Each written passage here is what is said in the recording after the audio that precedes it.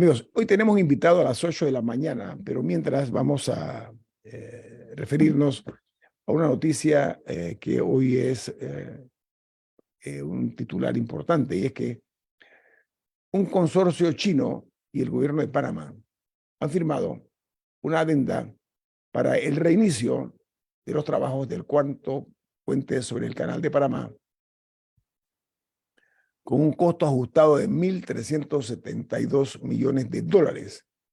Se anuncia que con el reinicio de lo que se puede denominar una mega obra de esta naturaleza, se agregan modificaciones al contrato original del proyecto que se adjudicó a dos empresas chinas. Una se llama China Communications Construction Company Limited y la otra se llama China Harbor Engineering Company Limited, que se vinculan con la línea 3 del metro, porque usted recuerda que esa obra se suspendió en un momento determinado, tenía problemas de financiamiento y otros más. Bueno, y ahora esto se va a materializar. Esta es una de las máximas aspiraciones, no únicamente de los residentes del sector oeste, sino también de los capitalinos de todo el país, porque el transitar tanto los que vamos de aquí para el interior como los que vienen del interior para acá es un verdadero vía crucis, el que tenemos que nosotros pasar en una forma estoica, sufriendo en silencio los tranques que se han dado históricamente en ese sitio. Entonces, esa es la noticia que tiene que ver pues con esta obra que el gobierno nacional ha puesto nuevamente en marcha, ¿no? Así que esto, según los cálculos que ha presentado el Ministerio de Obras Públicas, que es la institución ejecutora de este proyecto, se habla que va a beneficiar más de 1.500.000 personas, pueden ser hasta 1.700.000 personas que van a recibir pues, este cambio en sus vidas y que va a generar unas 4.000 tasas de empleo para la culminación que sería por allá por el año 2027, 2028, de lo que se calcula si el proyecto comienza a tiempo. Diga, Camila. Importante hablar del costo, porque cuando se hizo la separación del cuarto puente y del metro, en un momento se dijo que esto iba a bajar los costos de la construcción del mismo. Sin embargo... Lo dijo el ministro de Obras Públicas. El ministro de Obras Públicas, Sabonge, dijo eso. Ajá. Estaba tratando de buscar la declaración original, pero actualmente no la encuentro. Pero el nuevo precio anunciado fue de 1.372 millones de dólares. Eso no me parece una reducción significativa del precio original que se encuentro en este artículo de la Estrella de Panamá, que es de F, era de 1.420 millones de dólares. Estamos hablando de menos de 100 millones de dólares de diferencia. Cuando le estás quitando el metro, le están quitando el mirador, le están quitando el restaurante y que el túnel va a elevar el costo del mismo también. Más, voy a buscar cuánto es el costo del túnel para el metro de Panamá. Entonces, al final sí vamos a terminar pagando muchísimo más. Entonces, ¿para qué nos sirvió separarla? O sea, que tenían que iba a ser difícil coordinar con los dos contratistas para que la obra se hiciera a tiempo. Pero si el túnel nos va a costar más de 500 millones de dólares y la rebaja de menos de 100 millones de dólares, que vamos a terminar pagando casi 500 millones de dólares de más. Por lo menos 400 y pico. Ajá, entonces, ¿dónde está la ventaja significativa? E igual las dos obras se están atrasando, van a estar listas años después de lo que deberían haber estado listas. Entonces, ¿dónde está el beneficio de haber separado la obra? Mira, Alguien tiene que explicar. ¿Y cuál es el so, nuevo cronograma de trabajo? yo sospecho que este proyecto, que nace como una buena idea. Ah, y si nunca fue viable, perdón, se me olvidó un detalle. Y si el proyecto nunca fue viable, ¿quién aprobó esos planos originalmente? O sea, aquí hay, insisto, hay responsabilidades por lo que se hace y lo que no se hace en este sentido. Y este retraso le cuesta dinero, tiempo, vida a miles de panameños. Entonces tiene que haber una explicación de por qué se decidió separar la obra. Si fue porque la primera no era viable, ¿quién decidió hacer ese plano original? ¿Y por qué no se siguió hasta el final? Y ahora, ¿y cuál es el beneficio que vamos a tener con las demoras que estamos viendo con este proyecto? Yo lo que sospecho, esta es una duda razonable la que voy a externar, que esta situación va a generar mucho ruido cuando se analicen los pasos que se han tomado. Y eso que yo pretendo ser generoso ante la ignorancia ajena, porque realmente hierve la sangre cuando se dan cosas como esta, que se dice, nos vamos a ahorrar con esta nueva medida 300 millones de dólares, y resulta que al final no va a costar más de 300 o 400 millones de dólares. Ahí tiene que haber responsabilidad por parte de quienes manejan estos temas. Ya hay que iniciar lo que está debidamente definido, y es que cuando hay millones de dólares que se pueden ver manejados de una forma sospechosa o manipulados, como se quiera llamar, tiene que haber rendición de cuentas. Porque la negligencia o la comisión de actos de esta naturaleza, como la omisión, tiene que ser castigada, porque realmente no pueden seguir con historias que muestran poca seriedad. Porque un funcionario de alto nivel no puede decir que nos va a costar una hora 300 millones menos, cuando se anuncia oficialmente va a costar más de 300 millones. O sea, ahí hay un irrespeto inserto, incluido de por medio. Y eso realmente me parece una manipulación perversa. No, y hay razones que justificarían pagar un poco más. Si se hubiera dicho, vamos a pagar un poco más, pero el puente va a estar listo antes, o el túnel, eso va a acelerar la construcción del metro, porque no hay que esperar el puente. O sea, adelantar una obra de manera segura, por supuesto, quizá habría sido una buena justificación para pagar un poco más, porque al final del día no hay que tomar solamente en términos de los costos, no hay que pensar solamente en el cheque que se va a rayar a la empresa que lo va a construir, sino también el costo que tiene no tenerlo.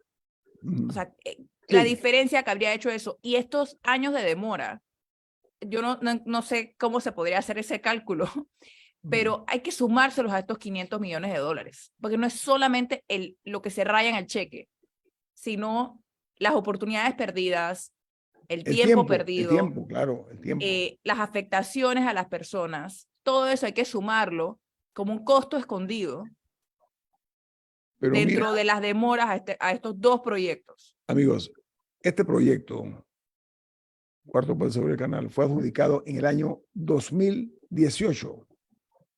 ¿Sí? Han transcurrido 5 años.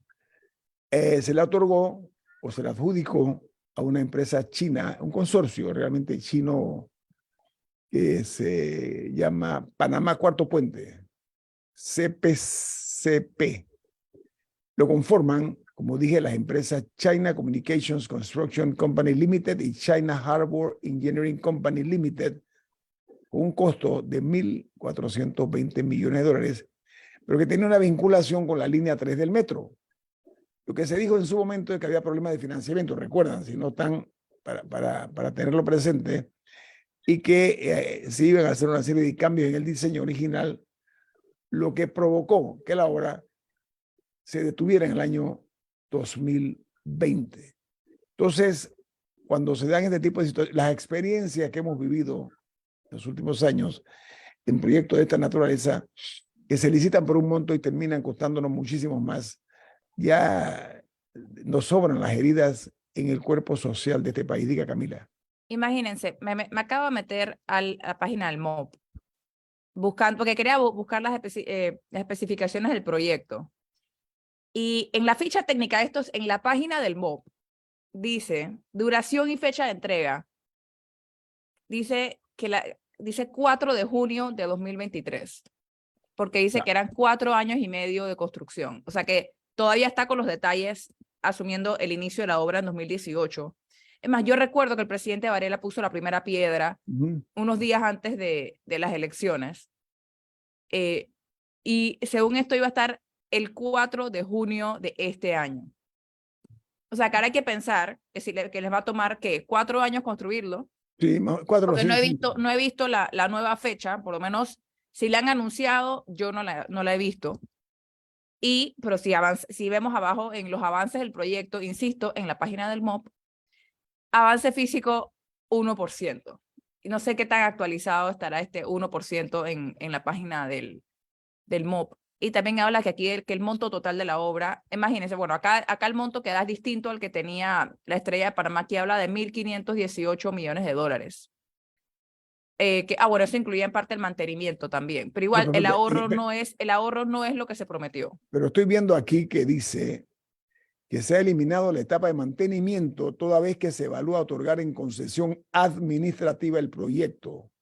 Eso lo genera una información de carácter oficial que se dio a conocer para que estemos claros. Entonces, este tipo de situaciones que algunas veces Peor, son esto todo está el confusas. ahorro. ¿Ah? Porque el costo incluía 5 años de mantenimiento. Sí, ahora estoy viendo aquí, estoy leyendo exactamente.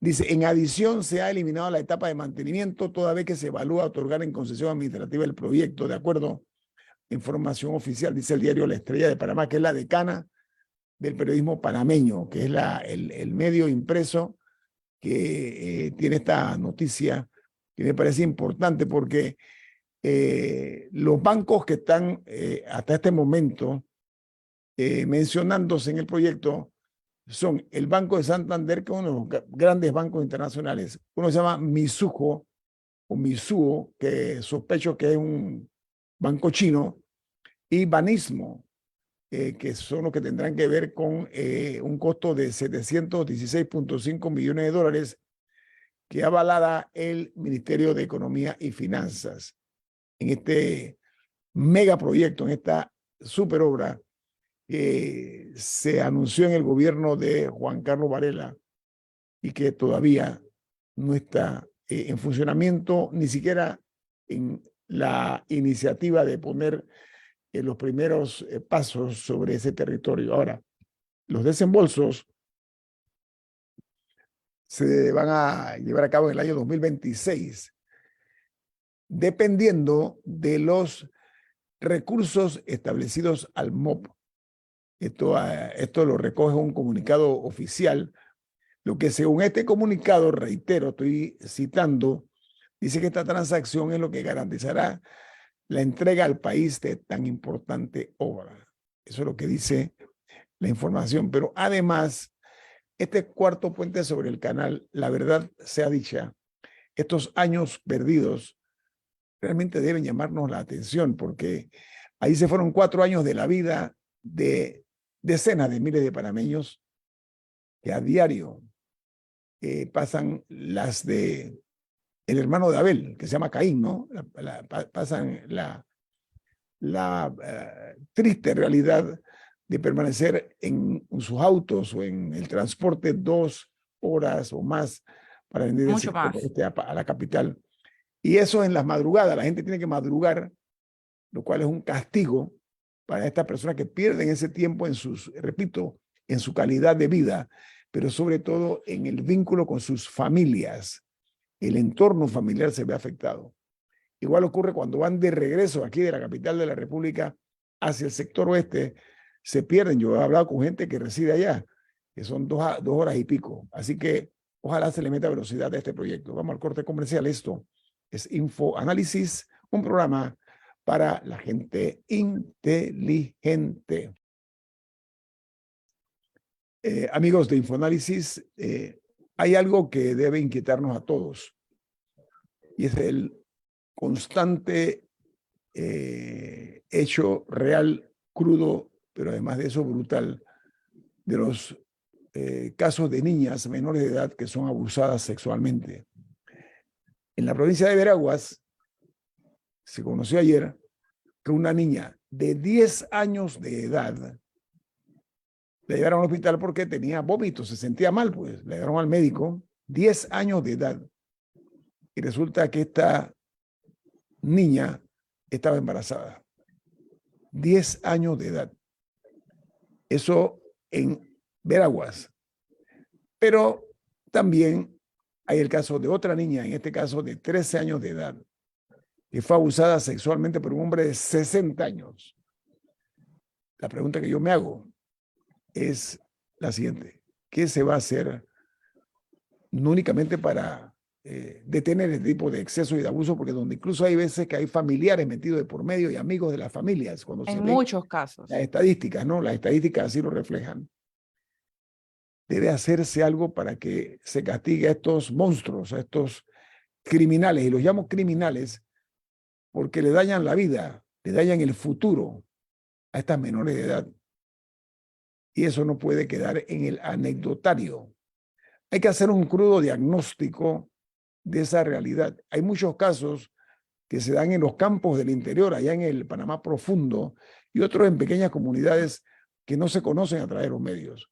Esto que acabo de anunciarle se publica hoy en los medios, producto de que hay, en este caso, la casualidad que como la niña esta llegó al hospital con vómitos y tal y cual, lo que menos pensaban que era un problema estomacal, y resulta ser que estaba embarazada a los 10 años de edad. Repito, eso es un crimen que no puede quedar impune. Yo me pregunto es hasta dónde y hasta cuándo nos vamos a decidir, o a quienes corresponde, aplicar la ley como Dios manda y ser incluso un poquito más estrictos con eso, porque reitero, para mi juicio se trata de un crimen contra una persona inocente que no se merece esa suerte. Diga, Camila. No, definitivamente son crímenes atroces, pero también creo que hay que revisar los protocolos de qué se hace una vez se detectan.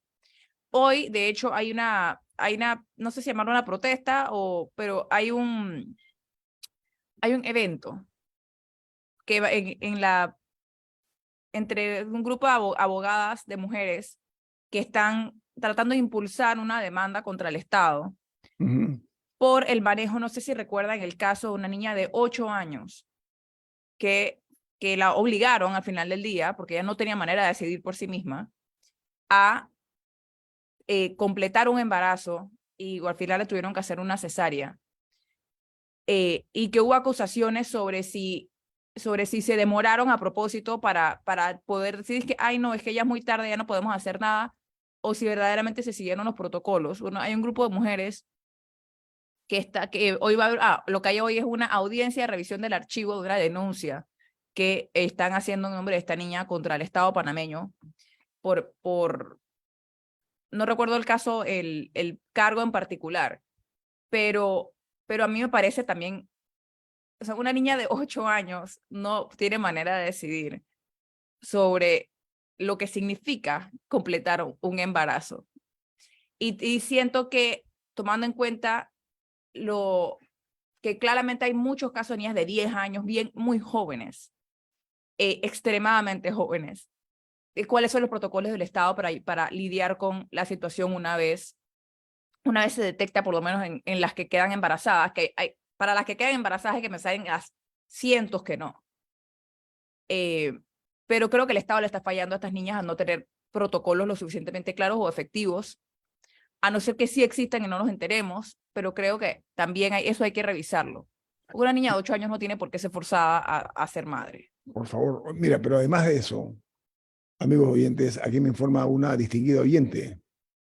Dice, buenos días, la provincia de Veraguas tiene las estadísticas más altas de abuso sexual en la República de Panamá. O sea, estos dos casos se suman entonces, por lo que me está diciendo esta oyente, que es una persona muy vinculada con estos temas, significa que esto es algo que normal, se da, ¿no?, con cierta periodicidad. Lo malo... Sí, pero hay que identificar qué está ocurriendo en estas áreas y hay que mirar a los agresores. O sea, hay que sentarse a ver qué en la manera en la que, o sea, qué está pasando en las familias y en la crianza de los hombres en esta área, porque yo me voy a enfocar en este caso en en los mayores agresores, en los que cometen la mayoría de estos. Porque sí, alguien me va a decir que hay mujeres que también violan sí, es verdad, pero veamos el principal problema que parecemos tener. Lo que no podemos es Entonces cegarnos. hay que evaluar qué está pasando en estas áreas. Es un tema cultural que tiene que ser revisado y que tiene que ser cambiado, porque no hay cultura que justifique, o sea, qué es en las escuelas, qué es en las familias, qué es lo que provoca que tantas personas, si hay que asignar mayores psiquiatras y psicólogos al área de Veraguas para poder lidiar con personas con tendencias de pedofilia. Hay que detectar qué es y hay que tener un plan de ataque, un plan de acción, porque no puede ser que estén niños y niñas, porque también niños son violados y ellos no quedan embarazadas, así que quizá no se note tanto, pero hay muchos niños que también son abusados. Para verdaderamente detectar qué es lo que está pasando. Mira, porque el problema... o sea, yo no creo que haya algo en el agua que es lo que cause que en la provincia de Veraguas es claramente un tema humano y como tema humano se puede corregir. Mira, aquí me agregan, dice que en las comarcas hay muchos casos también producto del alcohol y la pobreza. Yo pienso que tiene que ver también esto con el problema de la disfunción de algunas familias por una parte, y por la otra, el hecho real de los hogares que han sido fracturados, ¿no? Tengo el gusto de tener aquí en Infoanálisis a uno de los periodistas más creíbles, más prestigiosos de este país. Estoy hablando de Atenógenes Rodríguez. Atenógenes, ¿cómo está usted? Buen día. Bien, Ñito, mil disculpas por entrar tarde a la entrevista. Usted estaba terminando el noticiero. Estaba terminando el noticiero de Telemetro, así que es una gran responsabilidad, pero yo le agradezco su tiempo, don Atenógenes. Usted es un puntal importante en las noticias del grupo, la corporación Medcom, así que su tiempo es valioso. Atenógenes, estamos hablando de un caso que tiene que ver con abuso infantil. Una niña de 10 años de edad, ayer se descubrió que estaba embarazada, y hay otra de 13 años. Esto es en la provincia de Veraguas. Debe ser que ahí hay una situación, además de lo que ocurre en las comarcas. ¿Cuál es su opinión acerca de esta situación? ¿Qué se debe hacer, Atenógenes? Mira, realmente esto es un tema obvio que no tiene nada que ver con la moral. Es un tema más que nada de salud humana y también de salud mental. Aquí pienso que las discusiones en torno a estos problemas giran en torno a problemas morales y religiosos. Pero aquí, y claro, hay una ley también, porque no podemos tampoco no podemos anular el hecho de lo que establece la ley, pero la interpretación de esta ley está en manos de seres humanos. Y lo que yo me doy cuenta de cada vez que aparecen estos casos, nadie piensa en el ser humano. Todo el mundo piensa en los tecnicismos de la ley, todo el mundo piensa en lo riguroso que puede ser la ley, pero nadie piensa en la menor afectada. Y no es la primera vez que ocurre. El año pasado vimos al menos 3 casos similares, Ñito, y muy lamentable, y ese es mi cuestionamiento hacia los regentes, hacia los responsables que deben hacer cumplir la ley, es cierto, pero también pensar en la salud mental de la menor afectado o del menor afectado, en la vida de esa persona y en las consecuencias que muchas veces este tipo de actos tienen para ellos. Tengo entendido inclusive que esto va a generar hoy una manifestación y una protesta por parte de las organizaciones que también desde el año pasado están haciendo el llamado, se están pidiendo reformas a la ley, pero también, insisto, más allá de lo que la ley dice, también está la parte humana que debe ser importante, un elemento importante a tratar, y yo siento que aquí lo humano es lo último que se piensa normalmente en este tipo de casos, y eso es muy lamentable, muy triste cuando uno ve estas noticias. El factor humano, ¿no? Pero decía Camila Atenógenes que esto no implica nada más abusos sexuales a niñas. Muchos niños también son violados sexualmente. Y de hecho, probablemente hay más subregistro, porque en las niñas, uno medio que puede hacer un cálculo a partir de los embarazos, pero eso no existe para los niños y hay un tabú aún mayor. Exactamente, así es. Para que ellos denuncien estos casos. Así que hay que pensar en el subregistro enorme que debe haber. Y nos decía un oyente, Atenógenes, los casos que se presentan, que se conocen muy poco en las comarcas, ¿no? Que también... mucho menos en las comarcas, mucho menos. Porque eso no llega a las noticias. El caso de la niña a los 10 años, la niña embarazada, es porque la niña la llevaron a Tenógenes a un hospital porque tenía vómitos y otros malestares, y resulta ser que no era un problema estomacal, que era lo que obviamente se podía, a nadie en su sano juicio se le ocurre que una niña que llegue con vómitos va a estar embarazada, una niña de 10 años. Bueno, sorpresa, la niña sí estaba embarazada. Y este es el tercer caso en menos de 12 meses que ocurre, el tercer caso. Y en los 3 casos se ha obligado a dar a luz a la niña. Eso hablaba que es todavía lo que agrava esta situación y que amerita una revisión integral de las leyes. Porque quizás ahí es donde está el problema, y los regentes de esas leyes están haciendo un trabajo que no ponen de lado ni enfrente la parte humana. Bueno, vamos al corte comercial. Esto es InfoAnálisis, un programa para la gente inteligente. Bueno, InfoAnálisis hoy saluda la participación de el reconocido periodista panameño Atenógenes Rodríguez, quien ha tenido la cortesía de aceptar nuestra invitación a participar en el programa. Atenógenes, hablando del tema este de los niños y niñas abusados sexualmente, con la carga que representa que una niña de 10 o de 13 años o de esas edades dé a luz. Esto, a mi juicio, y me gustaría conocer su opinión, yo creo que la Asamblea Nacional podría aprobar una ley que sea un castigo mucho más ejemplar a esas personas que son criminales de la inocencia, de la niñez, ¿no? Yo creo que, o de los menores.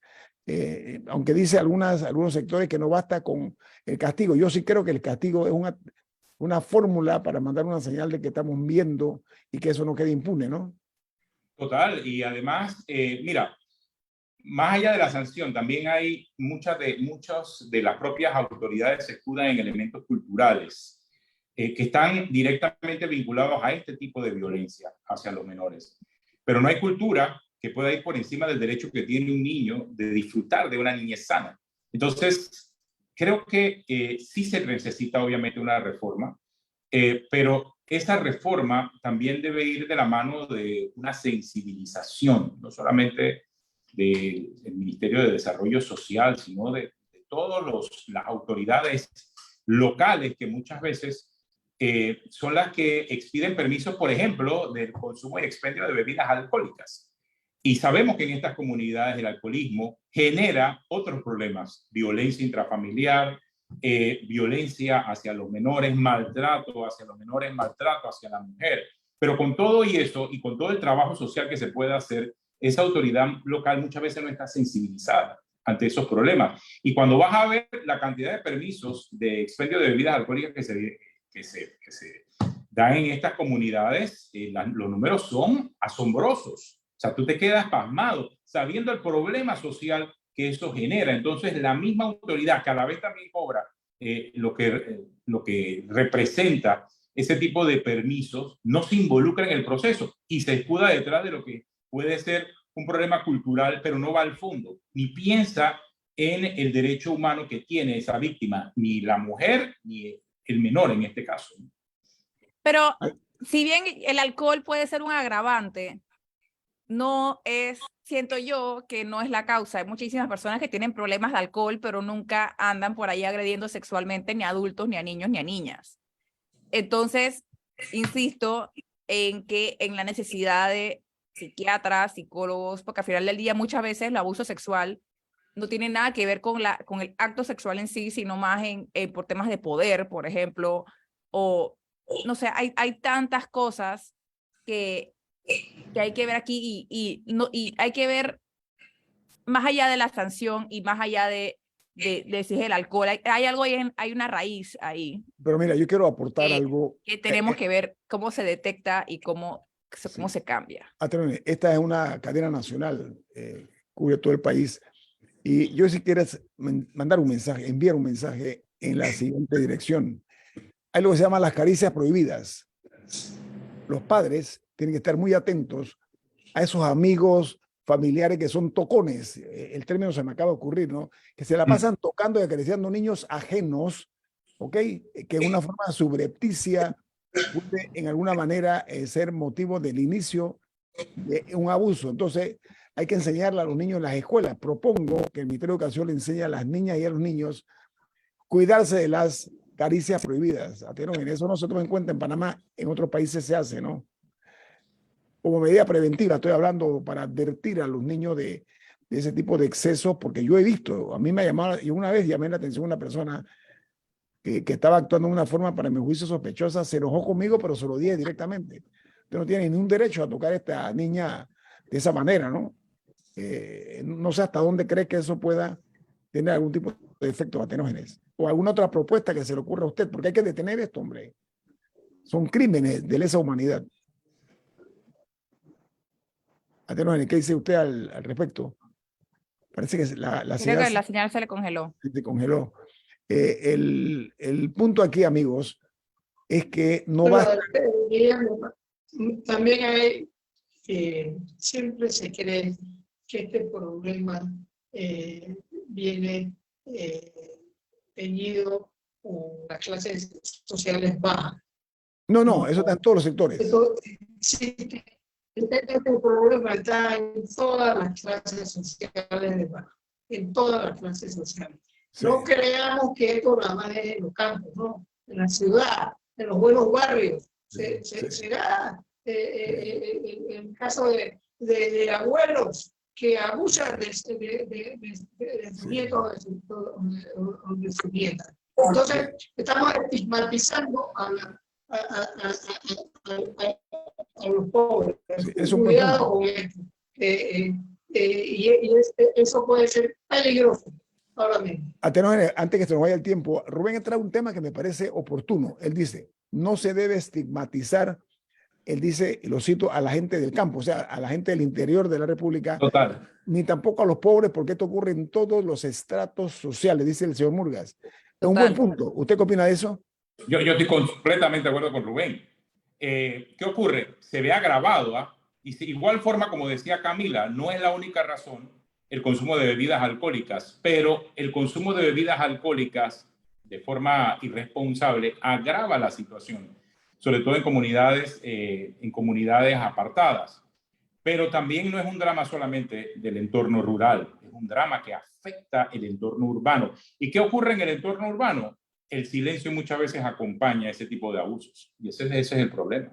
Sí. Quería aprovechar los últimos minutos. Hoy, en teoría, se retoma en la Asamblea el debate de la ley de extinción de dominio, que esa fue una promesa que hizo desde el principio la administración Cortizo y que había estado durmiendo el sueño eterno en la Asamblea. ¿Cuáles son sus expectativas con la misma? A mí me preocupa mucho esta ley de extinción de dominio, porque, y analícenlo bien claro, o sea, si el Ejecutivo estuviese interesado en impulsarla, el Ejecutivo, créame, que ya se hubiese hecho sentir en la Asamblea. Yo siento que han dejado al ministro de Seguridad solo en esa iniciativa y ha habido mucha reticencia en la Asamblea. Obviamente, era de esperar, pero yo no he visto un impulso genuino de parte de todo el órgano ejecutivo para empujar este tipo de iniciativa. Han dejado, insisto, al ministro solo. No sé, esa es mi impresión, no sé qué piensan ustedes. No, yo estoy de acuerdo. Yo veo que hay un ministro Pino que está solo luchando contra las adversidades o contra las respuestas en negativo que se están dando de personas. Mira, Atenógenes, es un hecho sabido que aquí en Panamá hay muchas personas que no tienen manera de justificar su riqueza. Que apenas llegan a cargos públicos, su suerte cambia. Pero también hay que ver el hecho de la rendición de cuentas. Entonces, la ley de extinción de dominio puede también tener un componente, y eso es lo que están diciendo algunos, para no aceptar la aprobación de la misma, y que dice que puede utilizarse políticamente en un momento determinado. ¿Usted cómo la ve esa, Atenógenes? Claro que sí. Bueno, esa es la excusa que ellos están dando, ¿no? Esa es la excusa de los diputados, que dicen, no, lo que ocurre es que sí, ahora suena bien porque está el gobierno de Cortizo, pero ¿qué pasaría si de repente llega otro presidente y entonces utiliza esta ley para las persecuciones políticas? En cierta forma, ya ha pasado y todos hemos sido testigos de eso. Entonces, no se necesita una ley de extinción de dominio para que se haga. Uno. Dos, ¿qué creo que la ley de extinción de dominio le da la oportunidad a la autoridad competente a poder ser mucho más expedito en las sanciones económicas hacia el crimen organizado y hacia otro tipo de delitos que son asociados al crimen organizado, porque pensamos solamente que el crimen organizado está vinculado al narcotráfico, sí, pero también está vinculado a la corrupción, al tráfico de influencias. Hace poco vimos una denuncia muy clara de lo que estaba pasando en la ANATI, y que incluso el Ministerio Público se involucró, crearon un caso de personas que estaban traficando influencias y que había una organización criminal ahí traficando influencias para facilitar la titulación de tierras. Entonces, ya somos testigos de una evolución en los procesos de combate a la corrupción y esta sería una herramienta adicional. Muchos puristas lo que dicen, y puristas legales lo que dicen es que, ok, pero es que las leyes actuales ya permiten eso sin necesidad de una nueva ley de extinción de dominio. Esos puristas también llegan a la Asamblea y dicen lo mismo. Ojo, pero si hay una iniciativa orientada a hacerlo de forma mucho más expedita, ¿por qué no involucrarnos en ese proceso? ¿Por qué no darle transparencia? No, expedita y bien formal, porque Claro. la ley habla de la creación de un tribunal de extinción de dominio, o sea, que no sea el mismo juez que tiene que ver otros casos, que sea un tribunal de extinción de dominio con fiscales que se especialicen en el tema. Bueno, o sea, como que lo formaliza un poco, pues. Todavía no estamos en esa etapa. Ojalá, ese es el siguiente paso, Camila. La primera etapa es establecerlo como figura. La segunda, ya crear un tribunal de extinción de dominio como hay en otros países. Claro, en el caso de Colombia, ellos lo llevaron, imagínate, a nivel constitucional. Todavía le dieron ese nivel, mucho más importante para ellos debido al problema que tenían con el narcotráfico en los 90. En el caso panameño, lo primero es reconocer la extinción de dominio dentro del procedimiento legal panameño. La segunda etapa sería ya crear fiscales y tribunales especializados, pero si ha dado tantos problemas esta primera etapa, es lo que, insisto, requiere de un impulso de todo el órgano ejecutivo, del propio presidente de la República, para que esto genuinamente se convierta en ley y podamos avanzar hacia la creación ya de tribunales y una justicia especializada en extinción de dominio. Pero eso que llaman voluntad política. Hace falta. Hace falta. Yo creo que, yo estoy de acuerdo con usted, si el Ejecutivo se propone, esta ley puede pasar para tranquilidad de muchos e inquietud también de muchos más. Claro. Es una asignatura pendiente que ojalá fructifique, ¿no? Porque hay otros intereses también por limpiar un poco la casa por una parte y por la otra. Encontrar la fórmula de que no se piense que Panamá es una fábrica de corruptos, ¿no? Y que todo aquí tiene que ver con corrupción y con coimas, etcétera. Sería lavarnos el rostro. Atenóe Rodríguez, gracias por estar con nosotros esta mañana. Soy usted muy amable. A usted, señora Dame, y Camila, también gracias, al profesor Murgas. Saludos. Viene Álvaro Alvarado con su programa Sin Rodeo.